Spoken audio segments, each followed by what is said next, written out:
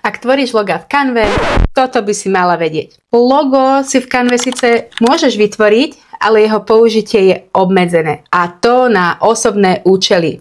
Napríklad ho môžeš použiť ako profilovku na sociálnych sieťach. To je úplne v poriadku.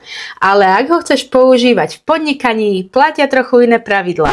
Canva má vo svojich podmienkach jasne uvedené, že ak do loga použiješ prvky z ich knižnice, napríklad ikonky, ilustrácie alebo ozdobné rámy, nemáš na takéto logo výhradné práva. Inými slovami, nemôžeš si ho dať zaregistrovať ako ochrannú známku a nemala by si ho používať na obaloch produktov, etiketách ani ako súčasť produktu, ktorý predávaš.